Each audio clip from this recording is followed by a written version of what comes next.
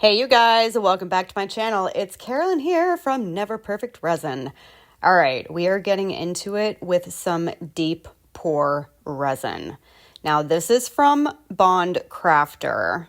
All right, I have talked about them on my channel before. I have already tried their 1-to-1 epoxy resin. It's amazing. So this is the deep pour version. So it's actually a 2-to-1, 2 parts A to 1 part B epoxy resin, which I'm so excited about. Bond Crafter, thank you so much. They sent me a whole little kit. I have to say, I love the fact that there are literally 2 jugs of part A and the 1 jug of part B. I'm such a visual learner. I am a visual learner. So just seeing that I have 2 bottles of A and 1 of B, like I'm not going to forget the ratio. So very, very helpful, I have to say. So I had an idea anyway that I wanted to make a clock. I've been wanting to make a clock for a while now. And lo and behold, the instructions for this deep pour epoxy resin actually say, great for clocks. Perfect. As well as river tables, flower preservation, lamps, basically anything that we need a significantly deep pour for. So I decided to go with this clock mold. I have never used it. I've probably already owned it for 6 months. It's a super cool mold. Only thing is the hours, the tick marks that are indented here in the mold, they actually go up above the surface because I guess when you unmold it, they're meant to be holes. Didn't realize that. So the one thing I'm realizing is I just don't have a lot of room to work with. So definitely needed to be creative. And you guys, I think I came up with the absolute coolest solution for a super thin clock mold. And just you wait. We're getting into it right now. All right, step 1, we are going to fill this clock mold with resin. I am going to choose a couple micas. I wanted to do Interference Blue. This one's from Let's Resin. Micro Pearl from Pearl X. So my resin is mixed up. I've mixed up my 2 parts A to 1 part B. And in terms of giving you reference for volume, I did 8 ounces of part A, 4 ounces of part B to equal 12 ounces of resin.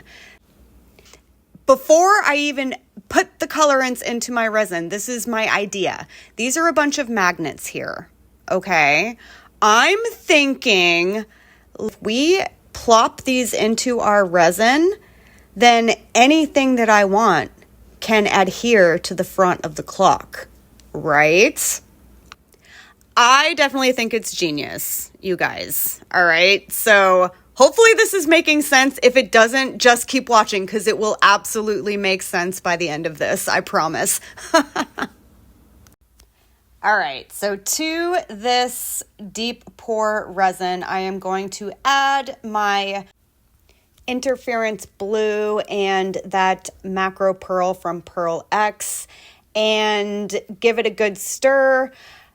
After looking at this, I thought it was really pretty, but I was worried about the transparency. I actually kind of want to have an opaque clock. So I decided kind of last minute that I was going to add some of my white pigment from Cast and Craft. And I have to say, I'm glad I did. It kind of gave it that opaqueness, that solid color that I wanted, because that way whether I hang it on a wall or if I'm going to lean it against a window or a mantle, something like that, I don't have to worry about it being see-through and seeing whatever's behind it. At this point, you guys, we are ready to pour our resin in, and you can see me kind of going in with a little packing tape. I think I saw a little tiny piece of fuzz or a little cat hair or something. I always try and have a piece of tape nearby whilst pouring, just in case I miss something beforehand. All right, you guys. So now this resin has not set up at all. It's still like quite liquidy, and these are my 3 little magnets. Now, they're pretty heavy, so my thinking is if I just plop them where I want them, that they should stay. I'm not going in with a toothpick or anything. I am very much just placing my faith in the weight of these magnets. They are pretty powerful little guys, and hoping for the best. This is a good 5 days later. All right. So my house has been super, super cold lately, like colder than normal. So when I checked this resin at 72 hours, it was still a little bit bendy. And because this is a clock, I did not want that. So I waited 2 more days. At day 5, this stuff was absolutely good to go. Here is the clock. So I was so worried about where these magnets were going to be when we demolded. So I have to say they're pretty perfectly placed. I am very happy. Pretty much right where I plopped them is where they are. So now we're going to get into the fun part. If you have seen any of my videos from last Christmas, you might know I'm kind of obsessed with like making these vintage Christmas lights. So I made a few and just slapped some magnets on them, and look at this, you guys. Hello. You can put anything on this clock, 3 pieces of whatever you wish, as long as you slap a magnet on it. How exciting is this? All right, I'm going to go put this clock together. I do have a little like clock face situation. I'm going to go put that on, and we are going to continue. All right, you guys, the clock is put together. Look at this adorable little dial situation. Glow in the dark, by the way, which is super fun. Okay, so this is where I'm going, you guys. Hello, dry erase marker. This is what I'm thinking, because anything with resin, you can dry erase marker onto it and it will erase. So you virtually have a lovely little dry erase board. So again, you guys, all of the possibilities, like you could put little snowflakes on there with magnets, like, and then I'm like, oh my gosh, that's a Halloween charm. So we can change this clock to go with the seasons, which I think is so, so fun. So I wanted to make a few little strings for my lights, you know, to make them actually look like a strand of lights. So I'm just going in with my black dry erase marker and just kind of like making some fun-timey little, you know, electrical wire situations. Now, not gonna lie, apparently I'm not the best at drawing electrical cords. So I did have to try a couple times, but the cool thing is I just took a paper towel and erased it and got it to where I wanted it. All right, so at this point, I think this clock is looking super cute. I am going to take it upstairs where the sunlight is. I've got my tree up, all of that good stuff. This guy is going to be chilling on the mantle, at least for the Christmas season.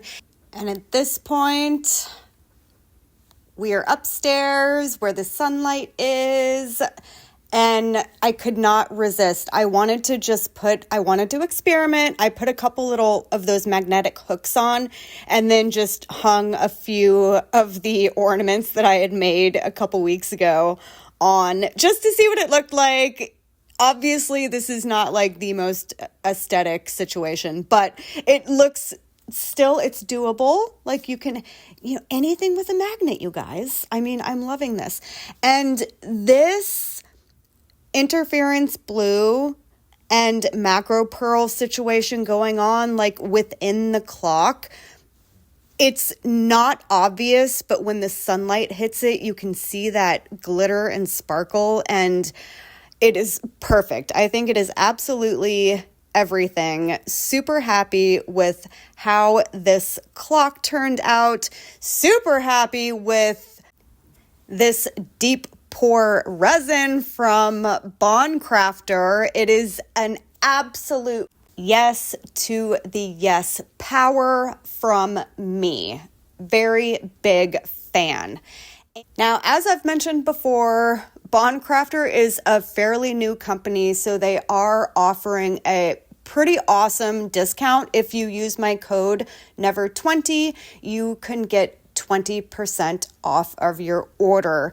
I definitely suggest giving them a try. I have been nothing but impressed with the resins that I have tried thus far, being their 1-to-1 epoxy and their deep pour.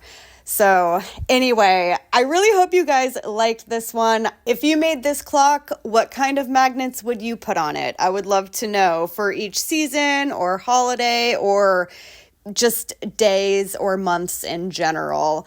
I really appreciate you guys watching this one, and I will see you in the next one. Bye!